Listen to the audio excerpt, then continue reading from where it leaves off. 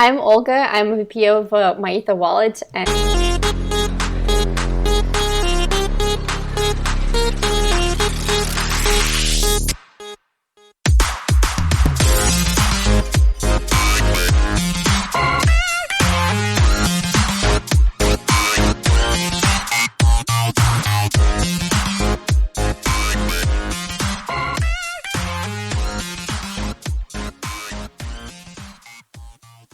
And this is REKT. Hello and welcome to REKT Podcast. I am Bunchu alongside my esteemed colleague and co-host Crypto Chamber. Chamber, how you doing, buddy?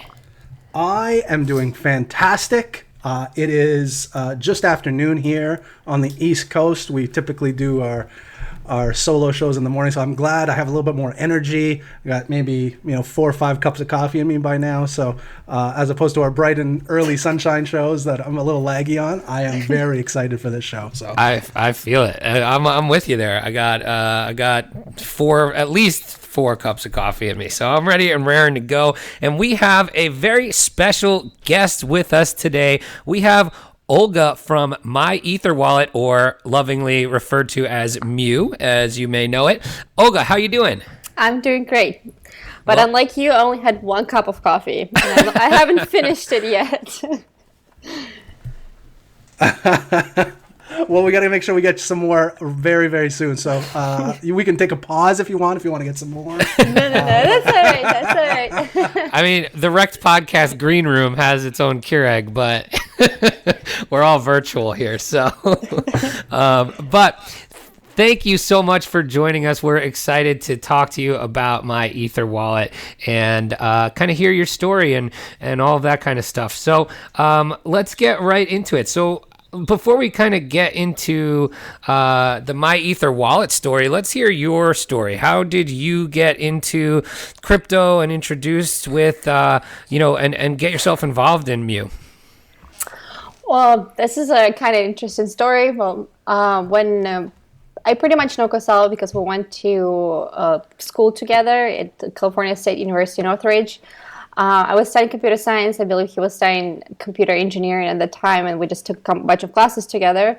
But he went on and pursued his company, and I pretty much stayed doing my master's degree. And it's interesting because I always heard about, what is blockchain, and I was like, for me, it seemed like not as of interest at the time, and I was really focused on doing machine learning and data recognition for my thesis, and I literally had no interest in blockchain whatsoever. And then I think 3 or 4 years ago, Kosala pretty much called me and was like, hey, we should meet. I have this project kind of like I want to talk to you about. And I said, yes, let's do this. And pretty much after that meeting, within a week, I changed my thesis to blockchain.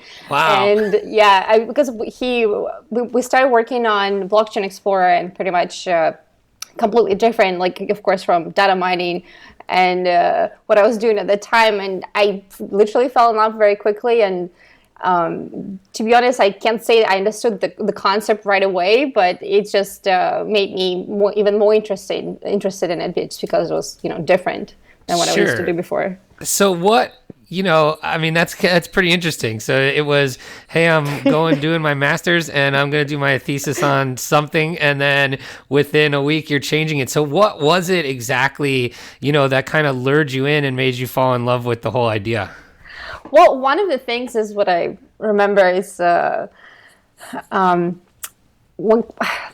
I have family in Russia. Like one of the things that's kind of like, and a lot of the times I send them money, and we just pretty much just transfer value back and forth. And I don't know, I haven't done this in a while, but at that time, for example, if I had to send money to my mom or dad, it would cost me at least $40 in fees through Bank of America. Wow. And that's kind of like the idea of decentralization and how easy it is to, transfer value and be your own bank and just not dependent on anybody. And this was just fascinating to me. Yeah, that's pretty cool. So I got to ask, what was your thesis on originally? Oh my God, I think it was on facial recognition using random forest algorithm, as far as I remember. Yeah. So fairly easy.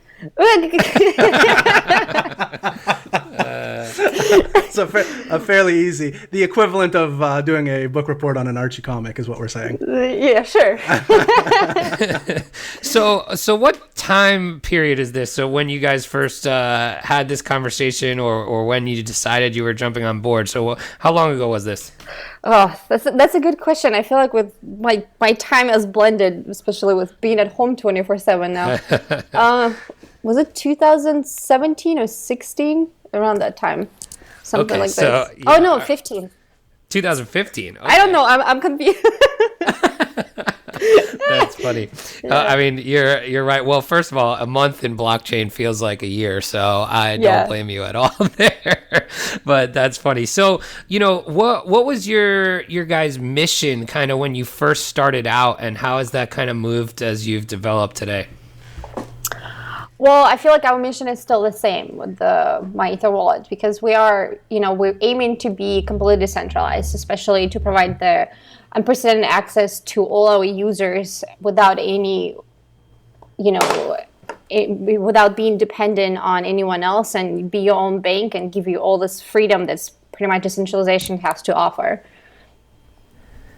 And I feel like the mission is still the same. Nice. So, I mean, how like, what is what has been the development as far? Because I remember, man, I remember using my Ether wallet when I first started getting into crypto back in 2017, and I would use it to, store and transfer all my coins and all of that stuff. And it's pretty evolved from where it was at that time. So, how has that development and stuff taken place over time for you guys? Well, I believe, especially like in 2017-18, the main goal started to be not just, allow you to use blockchain, but actually make it easier for everybody. Yeah. Because the concept, of course, is still very difficult, and we still have users who are confused about it, and we're literally every day we're trying to make it better, and over again we'd be sitting and literally having arguments about position of the button and why it shouldn't be there, while it should be, in the other place, because like it's more visible and easier for a person to click on it and stuff like this. But one of the main goals is what we're trying to do is make it more UI friendly, more safe at the same time, and just be much easier to use than what it used to be before. Of course, like the idea is like, if you remember, like there was no, like if you wanted like original iteration, if you wanted to access a wallet, or like there was no such thing. You would literally, if you want to send a transaction, you just have to unlock your wallet and send a transaction. If you want to send a message, you want to unlock your wallet and send a transaction. And then basically the idea was to introduce this thought that actually this is, even though we're not a decentralized bank, but this is you're being your own bank, so maybe we can actually play around and figure out how to make it more user friendly, and at the same time make people feel like this is the same what they have already used before, like the same bank account, the same any other financial system that you want to use. And I guess this is one of the biggest things that kind of was driving us in the beginning. But right now, in addition to obviously everything else and like user experience, what we're trying to do is we're trying to educate people and give them options to interact with pretty much everything that Ethereum has to offer. We started working with the dApps. We have integrated Maker. We have Aave that you could directly access through your wallet. And in addition, we're working with other partners to integrate our MeW protocol. So if you actually have our mobile app, and you don't have to just access our web, because we're still working to integrate more partners there, you can directly actually interact with the dApp on the web. And this is kind of very exciting feature, because now you can pretty much just do anything and anything you want with Ethereum if you're my Ether wallet user. That's a very interesting. I have a question for you. You had mentioned obviously, bringing this to the masses and educating For those out there, and when I say for those out there, I usually mean myself, who don't understand, can you maybe elaborate on maybe what's coming up with Ethereum 2.0? What are some of the benefits? What are some of the more exciting things that are coming out for that, and how that kind of connects to my Ether wallet? Oh yeah, absolutely. So one of the biggest benefit, of course, that this is ETH 2.0 will be scalable compared to what it is now. And the idea of mining is completely different because now you have staking, and you don't have to have a crazy machine to participate, in actually keeping the network secure. You can have you can actually use staking pools, and you don't have to pretty much be a whale, to actually maintain the network. And I think this is very exciting, and this is kind of the next step in how to make all the blockchains scalable and more mass use in the long run. But I mean, there's still kind of a lot of problems with this, because of course there's no easy way to go back and forth between the chains, and maybe I'm wrong, but I didn't hear that they have plans to make the bridge back from ETH 2.0 to ETH. And there's still a lot of questions that I have that have to be answered, to be honest, that I maybe haven't found the answer yet online. But for example, one of my biggest kind of thought about it is, in the beginning you have to deposit the same 32 ETH, and those have to be staying locked for a while, right, before you can actually withdraw it. And then what happens, because I mean, we've seen that the Ether value is still very volatile, and then what happens if the value starts dropping? You won't be able to withdraw your money, and it just kind of makes this idea of the value being volatile also correlated with how the network is secure, because you want to keep people deposit their money in there in staking and just wait for. That's why I have a lot of questions, but hopefully one day I will answer them to myself too. So great. when should we be able to maybe expect this to kind of take place? I mean, we've been reading about the staking and all of that for I feel like a very long time. What's your opinion on when we might see that? I know. I mean, my opinion is I have a very interesting, not very a weird opinion on this, because I really hope that it comes out not soon, because we still need, again, we need the bridge. We need to figure out how the whole economics will work around it, and just to make it more safe. And because especially we need everybody to move to this chain, but then you have all these other miners that's invested all this money in this equipment. What are they going to do? Are they going to just start mining other chains, or and this is one of the concerns I have. And so I would rather to take a little slower, and then maybe not this year, next year, is so when we more or less kind of sure what's going to happen with this kind of things. But I know people predicted at the end of this year, the end of the summer, but I really doubt that. I feel like that's been the prediction every year for a couple years. Oh yeah, it's next year, and then you just keep going. Well, but I think you're right there, where everybody obviously in theory would like it as soon as possible, but when you personally, somebody who interacts with Ethereum on a daily basis and has all these concerns and feels that there's questions still unanswered, I think the message is it needs to be safe and easy and to use before you can just flip the switch, right? Oh yeah, no, definitely. And I know for sure it will be really hard to explain, because we have a lot of newbies, and I feel it will be really hard to explain to our user what is ETH 2.0, and if they switch, and then I'm 100% sure we'll get a flood of messages, how do I get back? And right, then sure. How are we going to answer those questions? So that's interesting. So I mean, one of the things I really remember about when my Ether wallet kind of made some switches from the old format to its current format was, I feel like the safety level increased a lot, and there was more steps. I just remember a big red message telling me not to unlock with my private keys. So like, can you talk about maybe the safety aspects of my Ether wallet and how that's developed over time, and what what maybe you have for plans in the future to kind of keep it that way? Well, I know I've actually heard around in the Ethereum community that, that we have to be secure first and then user friendly second. And we obviously believe that, you have to be secure, but there is no reason why it cannot be user friendly. And this is like one of the biggest notion that we're targeting in our company.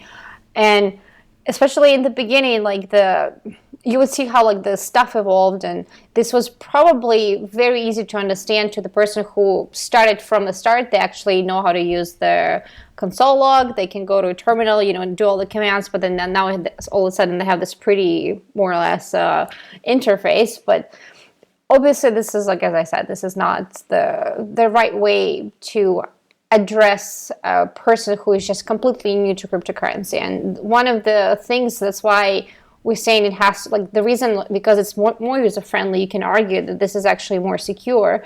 At this point, you are interacting with something that's you're familiar with, as I was talking about earlier, like the banking system, and like this idea of like logging in and logging out. So when you log in, you understand your wallet is unlocked. You understand that you need to, go back and log out and lock your wallet and forget about it for a long time.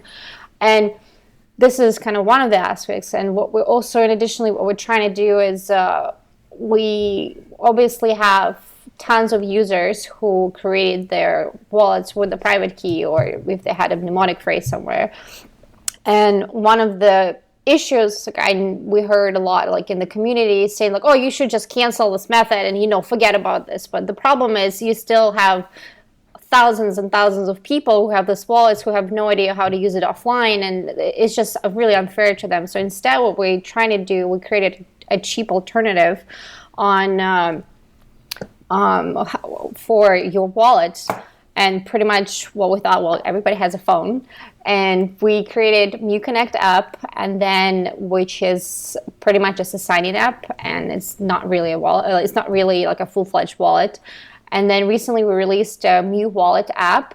It's on Android and iOS. Both of them are actually full-feature wallet when you can do swaps, and you can do a bunch of other nice stuff with MyEther. They play very nice. You actually store your keys on the computer, on your phone, and you don't have to deal with anything. All you have to do is scan, and it's extremely secure because nothing leaves your phone or your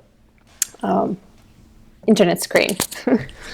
Yeah, I think that's super important, right? Like, for me, what I always liked about the my Ether wallet was that I felt like every time I was using it, it was getting more and more user friendly. So for me, me and Chamber talk all the time about how I think, the next wave of people coming into blockchain and crypto, and to gain this like mass adoption, you need to be user friendly because it's not the easiest thing to figure out how to use, right? So I think the mobile pieces are very important too. Everybody's got a phone, and everybody can, uses their bank app all the time. So, where do you see kind of that mobile phone-based wallet going in the future? And how, do you think that will relate to kind of the education of the future and mass adoption?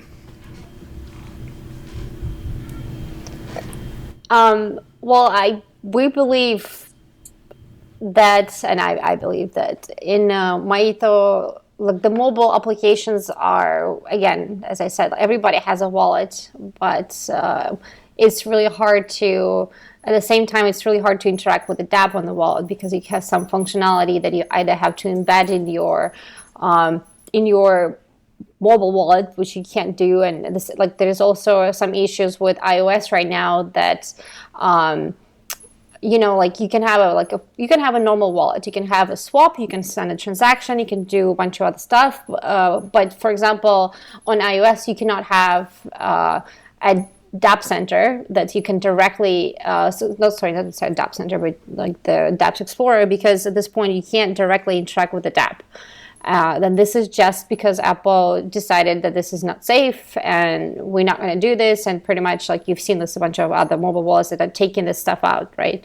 And one of the things what we feel like the future would be is not just going to be just mobile, but it's also going to be the web. And we're trying to target both to make it easier for everybody to interact with Ethereum in the end. And you have this mobile who are very easy, like mobile applications, but at the same time they are lacking some, like they can't support all tokens, like all ERC20 tokens, or they can't support specific swaps and stuff like this. So again, we're trying to build it especially for mobile users who are more comfortable using it on, on the smaller devices. We already have a MEW wallet, and where you can do a swap, you can do normal integrations.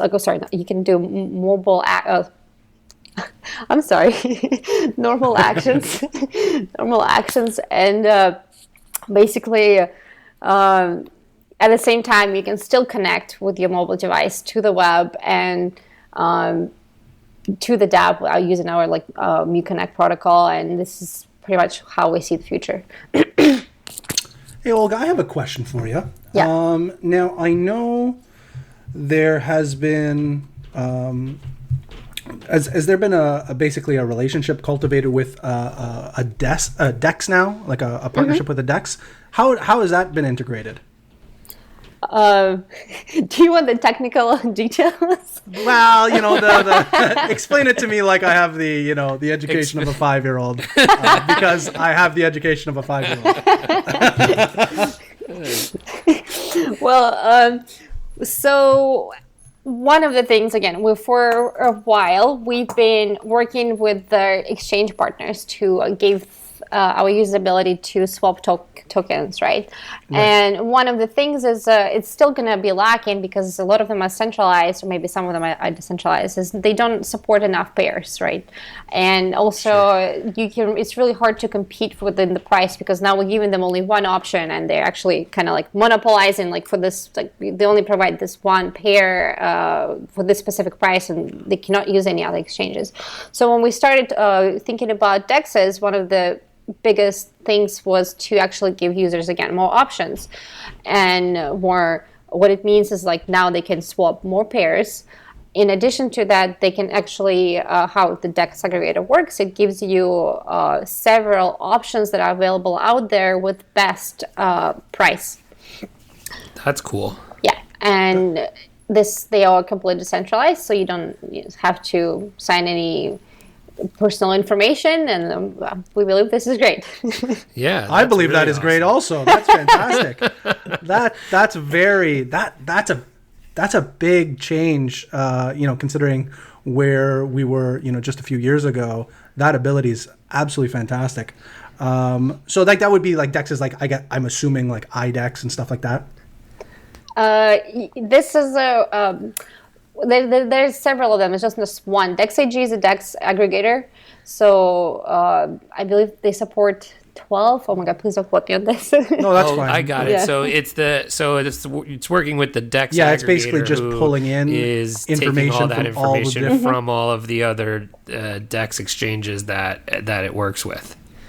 Is that how it works? Yes, pretty much. Got it. I see. That's really cool. I mean, I think that's kind of a game changer, right? I mean, Chamber, you're a big DEX guy. I'm on DEXs very frequently, so yeah, that is huge. And now, correct me if I'm wrong, but does that also integrate with the mobile access as well?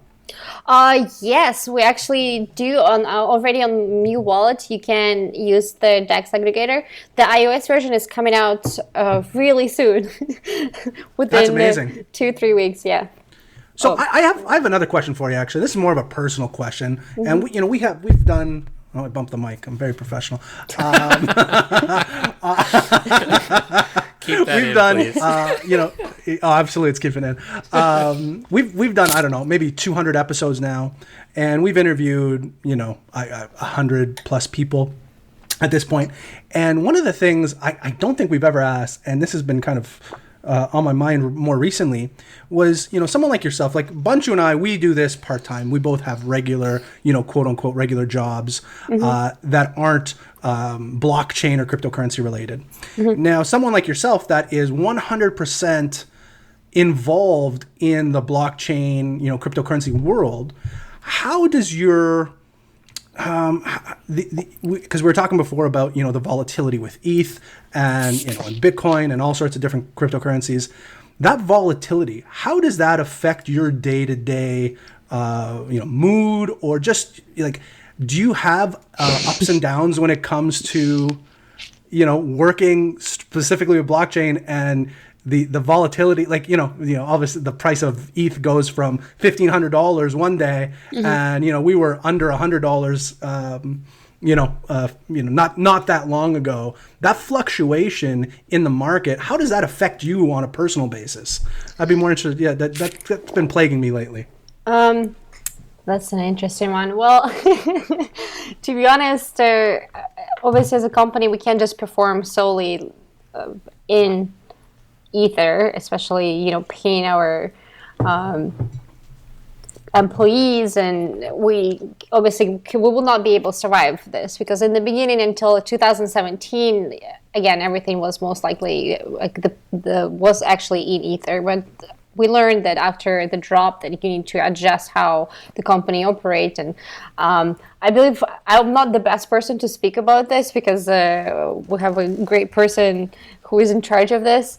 But what I do know now is one of the things is everybody, like all employees, have options whether or not you want to be paid in USD or you want to be paid in Ether or any other currency. So this is one of the things to mitigate it. And I know a lot of us try to choose dollars, most of it, but you still get like a little bit of Ether on the side. Yeah, absolutely. Like a little tiny thing. Some side ETH. Yeah, a little bit of the side ETH. Yeah, I know, absolutely. But I guess more so, like, does it affect you on a day-to-day basis? Yeah, like that fluctuation? I was gonna get to this. So okay. I feel like I know the company will be operational until maybe Ether drops like $20. Right. So when it's God getting forbid, below, let's hope that doesn't happen. Yeah, but then like when it's getting below 100, I remember everybody was getting this idea. It's like, oh my God, the ETH is dropping, ETH is dropping, ETH is dropping, and it was really scary. Like it's not like a right. Like it's. I would be scared. I mean, I'm scared, like, and I'm barely in it. How about the Black Thursday we had a couple months ago? Like, that's got to be scary as well, right? I mean, that was all in one day. Oh yeah. Actually, it's a funny thing. We released our mobile app that day. Oh my goodness! Oh, no. Oh my gosh! That was interesting. That's crazy. I mean, that's obviously a huge accomplishment and a really big thing to celebrate. And then next thing you know, it's like the sky is falling. Yeah.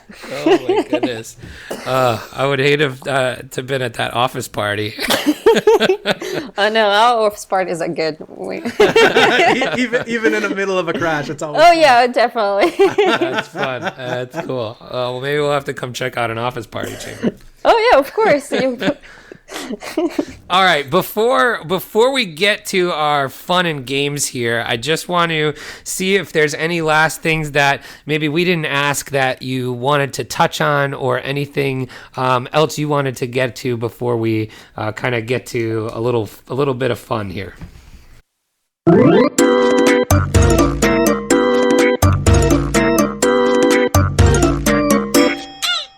REKT.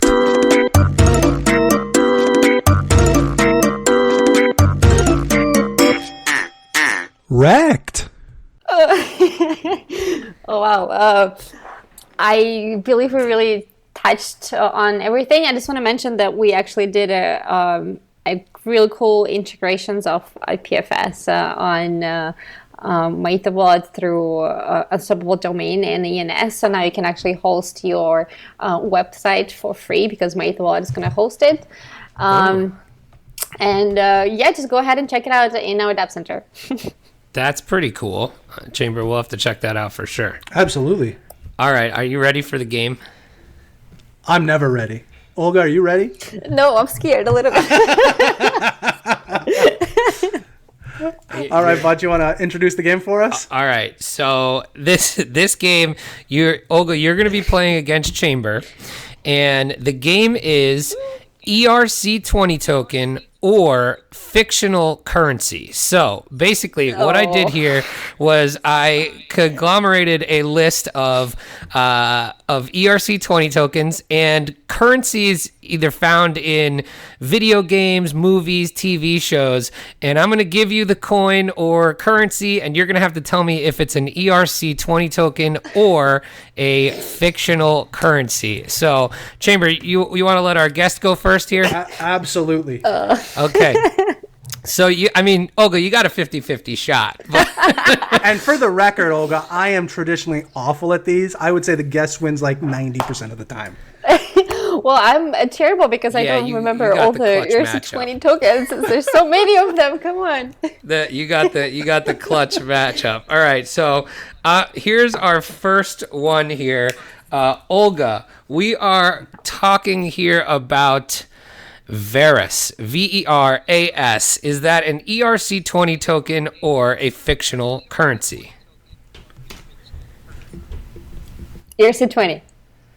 That is correct. Off to a good start for Olga. That is an ERC20 token. The trend is your friend. It's not my friend, but it's always helpful for the guest. So that's awesome. One for Olga. All right, Chamber, here we go. We are looking for an answer on Zeni, Zeni. Zeni. I'm going to go with ERC20. That is incorrect. What I try to do, Olga, is I try to use his psychology against him, and it never works. So I assumed he would give 2 ERC20s in a row, which wasn't the case. So that is a currency apparently from the Dragon Ball fictional books, the Zeni. Is that what the Z stands for in Dragon Ball Z? I have no clue, but it is not a ERC20 token. All right. So here we go. Olga, number 2 here for you. We're going with Latinum. Latinum. Latinum. I'll say not an ERC20. Oh, correct. She's 2 for 2. Oh, no. That is a currency from Star Trek, from one of the Star Trek movies, or not movies, one of the Star Trek iteration television shows. What was it called again? Sorry? The Latinum, Latinum. So Olga's 2 for 2. Wow. Okay. All right. Pressure's on. Chamber. Pressure is on. All right, Chamber. We are going with orchids.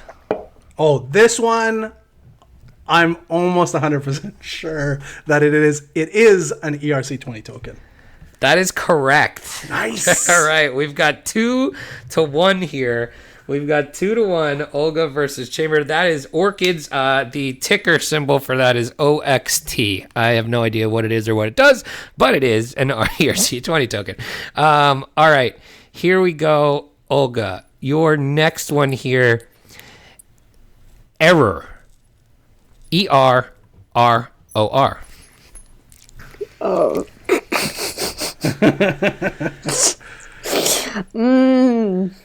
I say it is an ERC20 token. That is correct. She's holy smokes. She knows just getting her destroyed. ERC20. Oh my goodness. The ticker symbol for that. God, no. Holy smokes. Okay. The ticker symbol for that one is 404, so it's actually error 404 is the. Oh, that's interesting. Yep. All right, Chamber.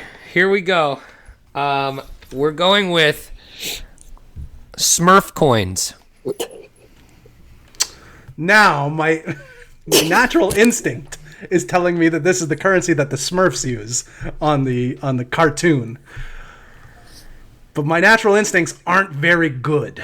So I really have to go against. I'm going to go ERC20 token because I'm going to go against my instincts. That's correct. Ah, Good for yes. you. I thought I was going to get you with that one. I thought I was going to get you with Smurf coin. That is an ERC20 token. The ticker symbol is SFC. So, all right, we got a couple left here. We're going with, let's see. All right, Olga, here we go. We're going with Bell or Bells. No, it's not a token. I think you're wrong? right. I think you're right. I didn't feel hear like that. I've heard What was the answer? Not a token. Not a token is correct, and that is from the very currently popular Nintendo Switch game Animal Crossing. I think I might have heard it. That's why, because all our coworkers are playing it, so they constantly talk about it. Maybe that's why I was like, no, this is not an ERC20. She's got it. She's 4 for 4. Chamber, you stand basically no chance, but now Zero we're playing chance to for win. fun and games. I'm just trying not to be We've embarrassed got a too much couple at this more here. Let's go with Chamber. Yours is Qubit. The Qubit. I feel like that's an ERC20 token. Yeah, I'm going to go ERC20. No, that is incorrect. The Qubit comes from Battlestar Galactica. I watched Battlestar Galactica, and I still didn't get it. So Wow. shame All on right. me. So we've got two more here. One more for Olga and one more. Let's see if Olga can get her clean sweep here. Perfect score. Holy smokes. Yeah, we're going with treacles. Treacles. TREECLE. I say no, not a token. That actually is an ERC20 token. The ticker is TRCL treacle. So 4 for 5 there. God. That's pretty good. 4 for 5 there. And now Chamber, you can Not a bad score. Chamber, you can make this interesting. You still lose, but you can make this interesting with the last question here. We're going with a parson. I feel like that's from like a movie I've seen. I'm going to say not an ERC20 token. You are correct. It is not an ERC20 token. It actually comes from an episode of South Park, An episode of what? I'm sorry? of all places. An episode of what? South Park. Oh, no. Oh, So it's upsetting. So Chamber goes 3 for 5. Olga goes 4 for 5 and is our ERC20 or fictional currency champion. So you did a great job, Olga, and you've continued the guest beating Chamber streak. So congratulations. This is really starting to impact my overall, sense of sense More of than worth. the daily price of ETH. Yeah. This daily price of ETH I can handle. Getting just beaten on a day-to-day basis from our guests is really taking effect on me. Well, all right. So before we get going here, I just want to reiterate, thank you so much for coming on, Olga. We've really appreciated it and the insight into my Ether wallet. Before we get going, tell the people out there where they can find you guys and what's coming up exciting in the works again just before we leave. Well, you can always visit us at myetherwallet.com. You can visit our Twitter, the same handle. Also, please read our mutopia.com website. This is a great educational and pretty much just overall company news web product. And we have a lot of things coming up, but I can't really talk about them, and I really want to, but I really can't. And so very soon there will be a lot of exciting news. So stay tuned. Awesome. Well, keep your eye out, follow all those places, and check them out so you can be up to date on the most exciting news from my Ether wallet. Chamber, any parting words here? No, I'm just gonna lick my wounds in the corner and really got to look at my life and how I can better my overall trivia knowledge. I mean, look, I outsmarted you yet again.